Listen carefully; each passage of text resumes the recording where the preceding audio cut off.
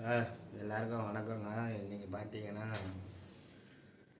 வாழ்க்கையில் 2 விஷயத்த மறக்கக்கூடாது. ஒன்று அம்மா அப்பா, இன்னொன்று கல்யாணம். அதுதாங்க இன்றைக்கி 8வது வருஷம் முடிஞ்சு 9வது வருஷத்தில் காலை வைக்கிறோம். ஸோ எனக்கும் என் ஒய்ஃபுக்கும் 9வது வருஷம் கல்யாண நாள் ஸ்டார்ட் ஆகுது. ஸோ எங்கள் கல்யாணத்துக்கான ஆதாரம் வந்துட்டு பக்கத்தில் நிற்குது. தெரியாமல் சொல்லிட்டேன். அப்படியே பார்த்தீங்கன்னா என்னென்ன கிஃப்ட்டுன்றதை பார்த்துருவோம். நான் எதுவும் ப்ரெசன்ட் பண்ணல, அவங்க தான் எனக்கு ப்ரெசன்ட் பண்ணி எடுக்கிறாங்க. வாங்க பார்ப்போம்.